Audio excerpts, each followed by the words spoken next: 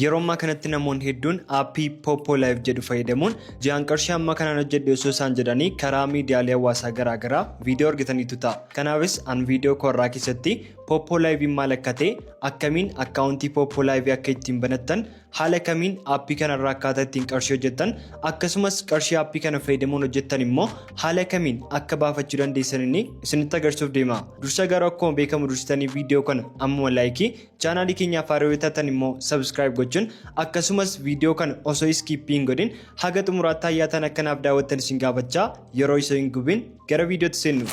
Gara viidiyootti yommuu seennu namoonni viidiyoo kana ilaalaa jirtan probably waa'ee Poppo Live haga irratti waanuma xiqqoo haa ta'u malee dhageessaniitu jedhee yaada. Garuu immoo namoonni wanta kanaaf haaraa taatan Poppo Live aappiidha. Aappii kana irratti immoo laayivii seenuun namoota invaayitii gochuun akkasumas illee taaskiiwwan muraasa aappiin kun nuuf kennu hojjechuudhaan qarshii hojjenna jechuudha. Akkasumas illee aappii kana jalatti namoota linkii keessaniin affeeruudhaan illee hamma $14tti hojjechuun ni danda'ama. Kanaafis jalqaba irratti aappii kana haala ittiin bilbila keessan irratti buusuu dandeessan isinitti agarsiisu. Jalqaba irrattis aappii kana bilbila keessan irratti buufachuudhaaf descriptionii viidiyoo kooti yookaanis taayitilii viidiyoo koo yeroo isin tuqxan descriptionii viidiyoo kanaa isiniif fida. Sana boodas liinkii Poppo Live jedhu bukkee jiru kana haala kanaan kilikii gootanii daayirektilii aappii kana gara bilbila keessanitti ni buustu. Sana boodas erga aappii kana bilbila keessan irratti buustanii booddee gara aappichaa ni seentu.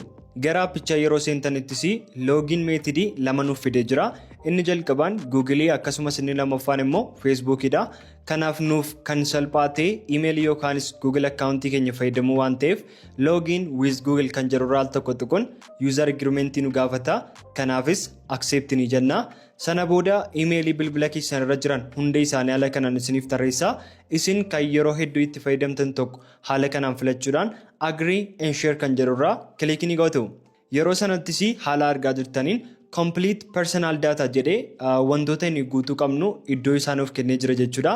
Jalqaba irratti iddoo duwwaa argamu kanarratti nickname yookaanis immoo maqaa keessan barreessu jechuudha. Lammaffaa irratti bara dhalootaadha. Iddoo kanatti wanti isin dogoggoruu hin qabne tokko yoo jiraate umuriin keessan dirqama 18 ol ta'uu qaba jechuudha.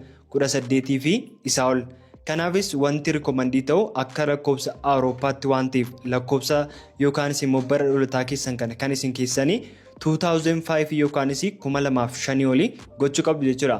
Sana booda guyyaa isaa ji'a isaa erga haala kanaan itti guuttanii booddee iddoo duwwaa xumura irratti argamu kana al tokko tuquun sarchii iddoo godhan irratti Itoophiyaa jettanii barreessuudhaan Itoophiyaa haala kanaan ni filattu. Sana booda erga maqaa guyyaa dhalootaa akkasumas illee biyya keessan galchitan immoo saala keessan filattu jechuudha.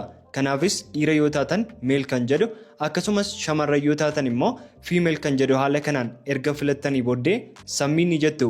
Yeroo sanattis akkaawuntii Poppo Live kana easily steepii kan hordofuudhaan kireetii goone jirra. Garuu immoo akkaawuntii kana kireetii goone jechuun immoo aappii kanarraa deemnee akka argine qarshii hojjechuu dandeenya jechuu miti. Kanaafis steepiin isinii hafu jira.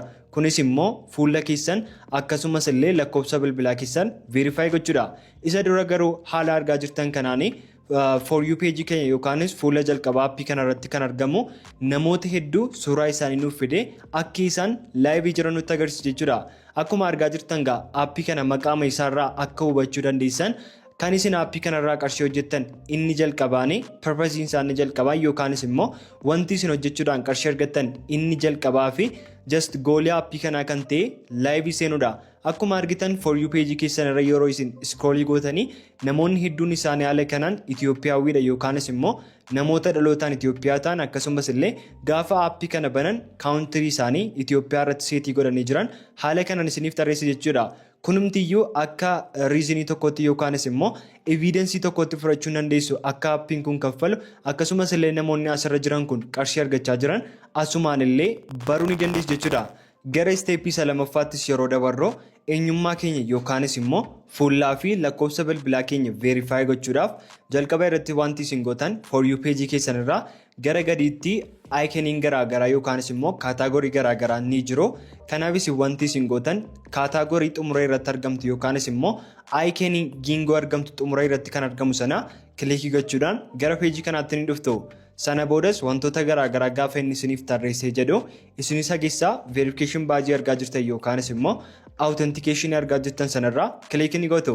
Yeroo sanattis haala argaa jirtaniin wantoota lama nuuf fida. Inni jalqabaan face authentication yookaanis immoo ashaaraa fuula keessaniidhaan verify gochuu. Inni lammaffaan bind efoon jedha. Kun immoo lakkoofsa bilbilaa fayyadamnu security reasoniidhaa fi verify gochuu qabna jechuudha.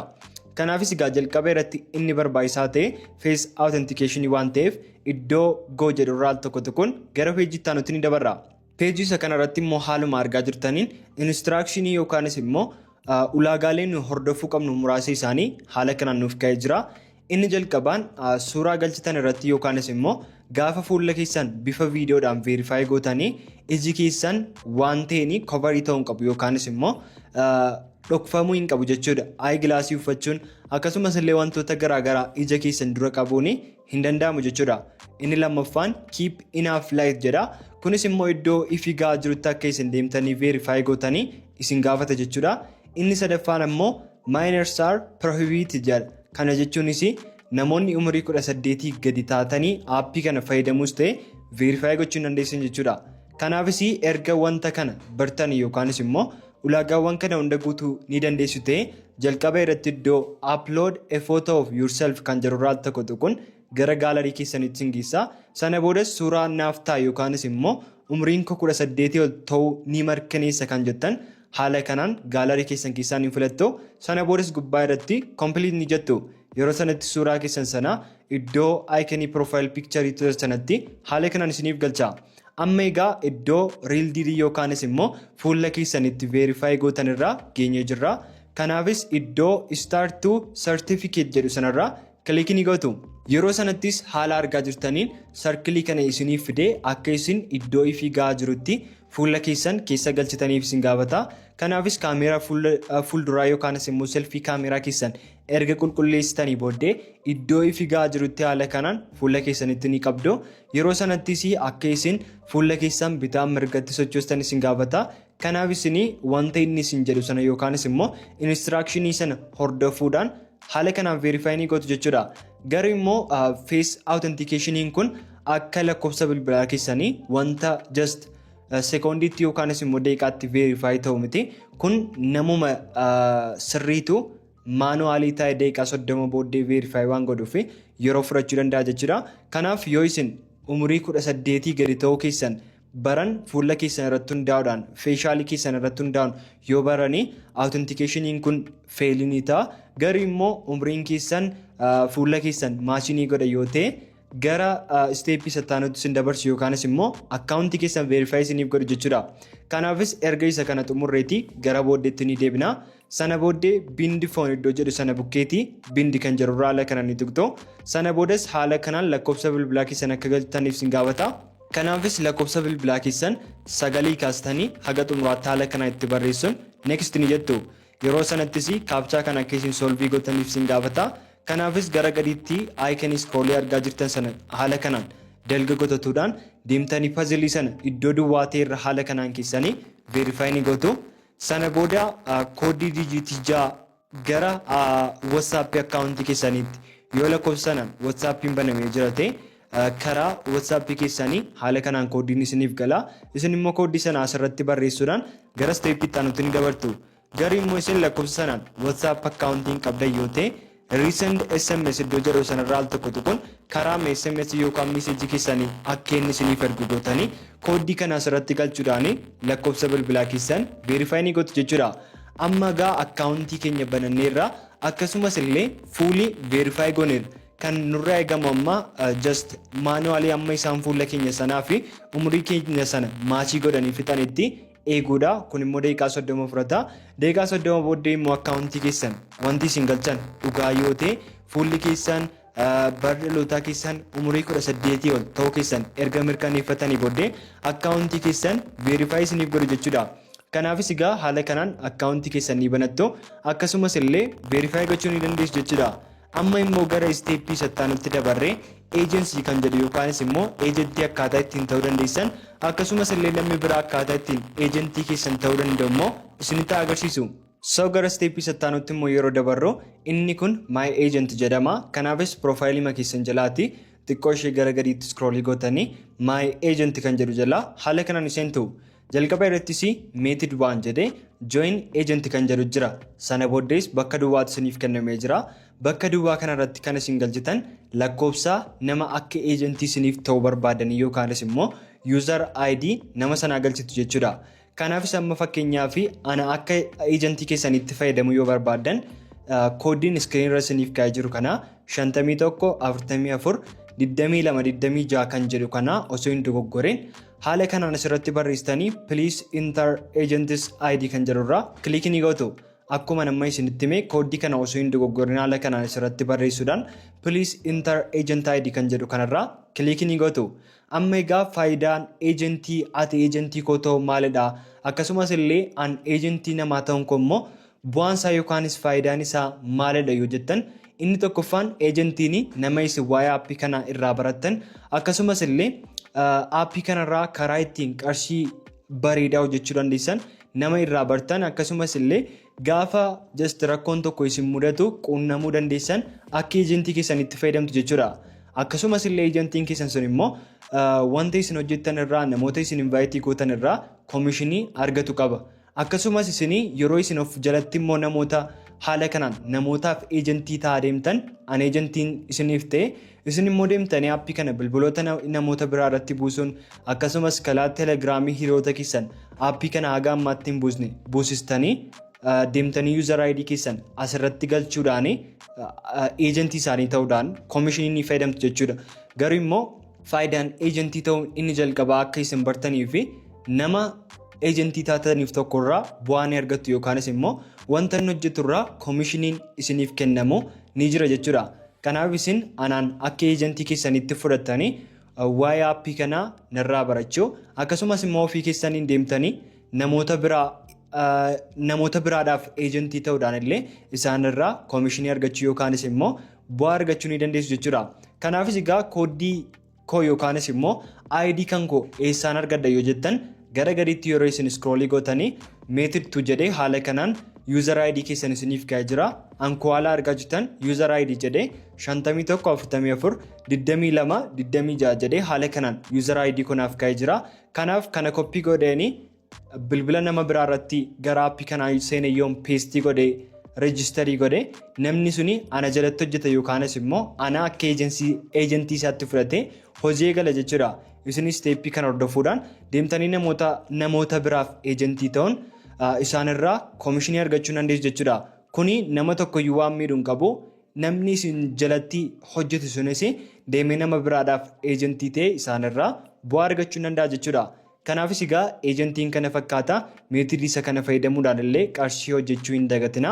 Kanaaf amma immoo gara steepii sattaanutti dabarree karaa kamiin akka aappii kanarraa qarshii hojjechuu dandeessan isinitti agarsiisu.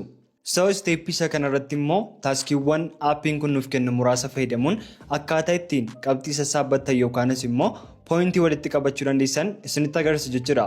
Kanaafis ammas profaayilii makiisan jalaa osoo hin bahin jalqaba irratti kan argamu riwaardii kan jedhu jalaa haala kanaan iseentu yeroo sanattis egaa haala argaa jirtan kanaan kaataagoriiwwan live activity invite daily jedhee kaataagorii garaagaraa nuuf tarreessee akkasumas illee taaskii hojjechuudhaan kooyinii yookaanis pooyintii amma nuyi sassaabbachuu dandeenyu haala kanaan nuuf ka'ee jira.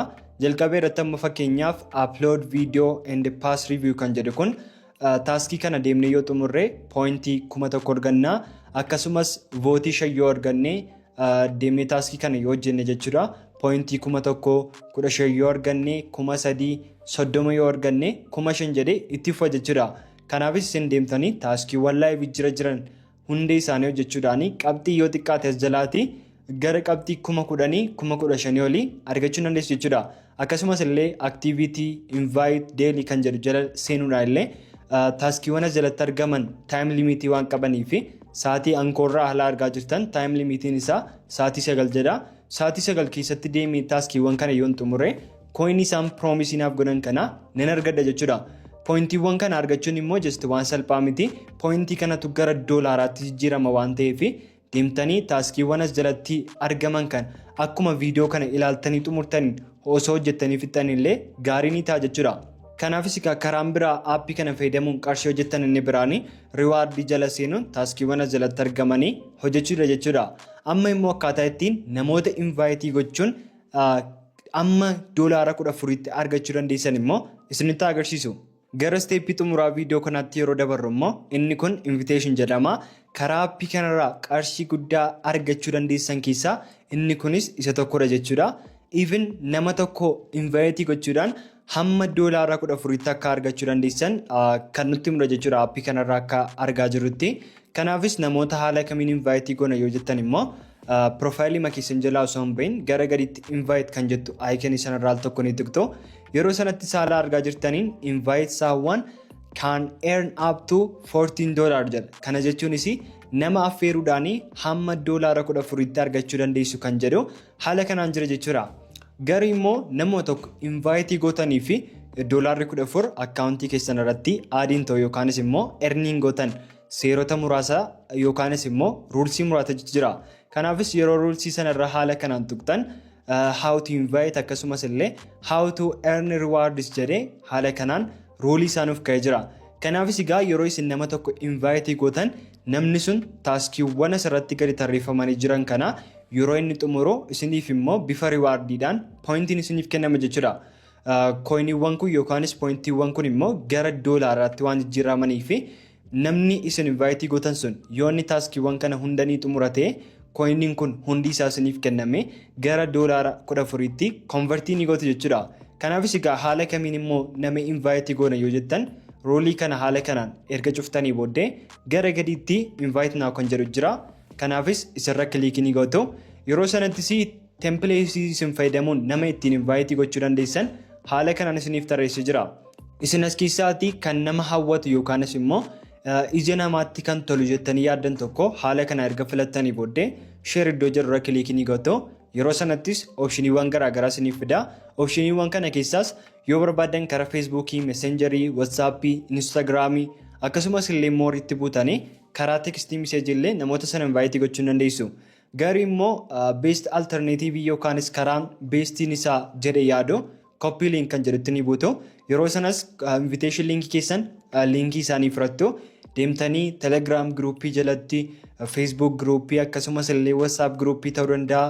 Karaa messengerii miidiyaalee hawaasaa garaagaraa irratti deemtanii sheerii gochuun namoonni gaafa isaan linkii keessan sana tuquun deemanii aappii kana buusan poointii isiniif kennamutu jira.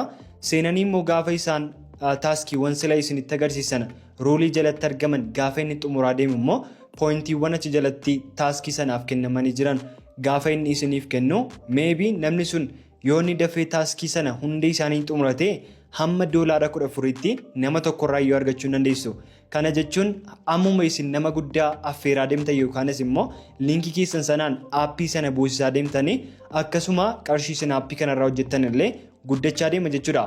Kanaafis egaa viidiyoo koorraa keessatti akkaataa ittiin aappii Poppo Live bantan verify godhattan akkasumas illee opshiniiwwan garaagaraa fayyadamuun akka ittillee aappii kanarraa poointii sassaabattan yookaanis immoo qarshii hojjettan isinitti agarsiisuuf yaaleera.